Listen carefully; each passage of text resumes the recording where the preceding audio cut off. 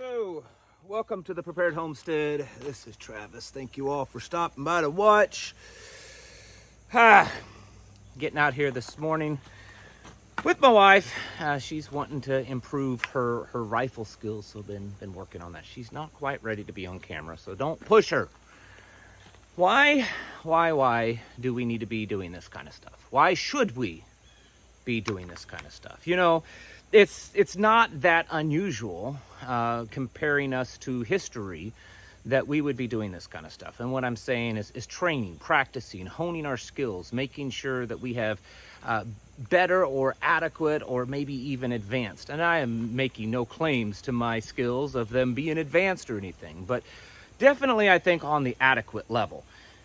But why is it that we should be doing this? You see, throughout history, especially American history, this was very common. In fact, not to sound too chauvinistic, it used to be that you really weren't really considered much of a man if you didn't know how to proficiently use the weapons of the time. And for the last few generations, little by little, less and less men, they take up the sport, the training, honing the skills. It's been kind of regulated over to just military and maybe law enforcement. And if you haven't gone into either one of those services, you have no business learning how to do this. We hear it all the time in this world. But why should we be doing it? Well, not to sound too crazy, but hey, that's what I get called all the time. We need to be doing this because the world that we live in is becoming pretty awful. There's all kinds of stuff, and I talk about it every day. I know some of you get tired of it, that, my goodness, isn't there anything else that you can talk about than this stuff? Well, sure, there are, but I don't know that there's too many more important things to be talking about than how bad things are getting and why we need to be preparing ourselves for it. Just look at what's going on with the family.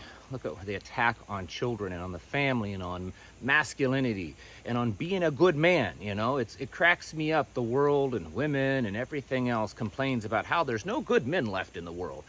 But yet when there are good men, they tear them down and tell them that they're evil and they're wrong and that they're, toxic and all of these other terms. We have to stop worrying about that and letting it affect us. We need good men. In fact, I have argued multiple times on this channel that the real problem in America, the real problem in our society, is that far too many good men have stood up over the last several decades to all the evils that's been slipping and seeping into our society. And if men stopped worrying about what the social justice warriors and what the media and what the government and what other people think about themselves, and they only focus on what they know to be right and good, well, then we may not be in the situation that we're in today. But alas, that is the situation. And so we need good men to be standing up morally, standing up intellectually, building up their families and standing for that, standing for traditions and morals and biblical values. We also need men that take up their arms and that they train and that they learn skills, whether they be this kind of skills or just raising your own food and producing for your own and being more self-sufficient. It used to not be that weird, folks. I get it, all the time. Man, you're a weirdo because you raise your own food. Oh, it's dangerous to do that. Oh, you're a weirdo because you train with guns. Oh, that's dangerous. It's only been considered dangerous in the last few decades. It used to be the norm, and it should be the norm once again. It will be one at one point, and you better be ahead of the curve or you're going to get left behind.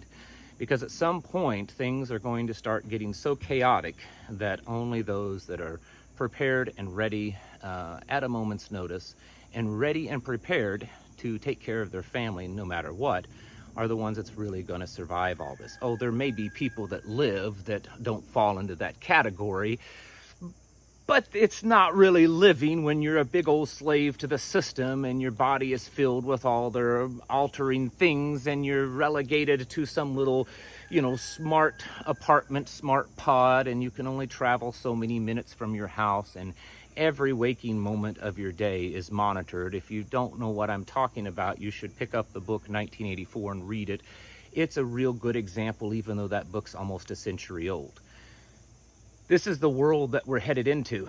And it's also a world of degeneracy, and a world of no morals whatsoever, and a world of zero family values, and a world that mocks God and every bit of biblical truth that's ever been considered. That's the world that we're going into. And without strong men and women, strong families to combat that, all may be lost. I know that sounds very extreme, but it's not too far from the truth. We know that we're headed into rough times, and I think a person at this point would be absolutely foolish, and I'm not calling any man a fool, I'm just saying it's foolish to not do anything to prepare. We should be getting out. Maybe you're not some high-speed operator, highly trained, all of that kind of stuff. It doesn't matter. You should get out there and learn. There's a lot of videos out there, and they're not nearly as good as in-person training, but they do a pretty good job, and you should be watching those because they're free. There's also online courses that you can take, and then there's all kinds of in-person training that you can get in your area.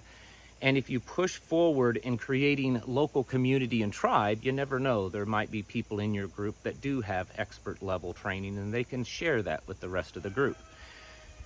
Same with everything in prepping, not just firearms use, but also how to grow food and how to raise animals and how to live off grid and how to take care of injuries and illnesses. All of these things were once very commonplace in American society until we gave it up so that we can have all kinds of comforts and securities in a very easy and blissful society. And unfortunately, as great as that sounds, it's what's led us to the world that we live in. And so we have to man up, toughen up, and learn to do on our own again. And we also need to learn to protect our families and to raise good families and to be present in their lives, not just a protector and a provider, but very much present in their lives. When our children start to hear all of these woke worldly things, we need to be there to set them straight and to let them know that that's not allowed and why it's wrong. Because right now, no one seems to be doing that in the world. It's whatever makes you feel good, it's allowed. We can't allow that to happen in our groups, in our tribe, in our communities. We need to stand firm on morality, stand firm on family values. And regardless of what you believe, societies all over the world have been successful simply because they stood firm on biblical truths. And so we need to be doing that and teaching them and passing them on to our children and learning how to take care of them in all different ways. So yeah, I know it's extreme. I get it all the time. Oh my goodness, this guy is just always doomsday. He's always talking about all these bad things that are going to happen. Why can't we just have a nice little homesteading video that talks about beautiful, cute little flowers and fuzzy bunny rabbits that we raise? There's a lot of that out there, and I'm not necessarily knocking it. If that's what makes you feel good in the moment, that's fine. But if that's all you're doing, you're going to end up most likely in the same place as all the other in the world that's doing nothing. You got to be getting ready for the dark times and the hard times, because this lifestyle isn't just a hobby or something to do to have an enjoyable, healthier life. It's also something that we should be doing to have a more prepared life, because that's the world that we're headed into. It's very biblical. If you don't know it, you need to pick up your Bible and read about all of the times that are ahead of us. And while we don't know that they're directly ahead of us, we know that they're down the road, and the signs of the time are certainly indicating that they're much closer than we think.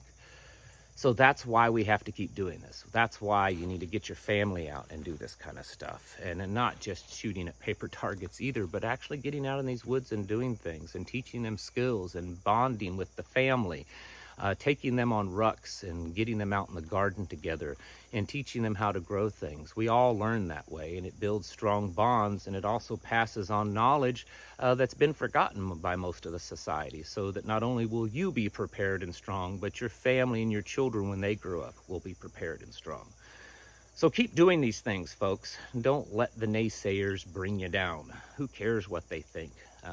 They're not going to be laughing for too much longer, most likely.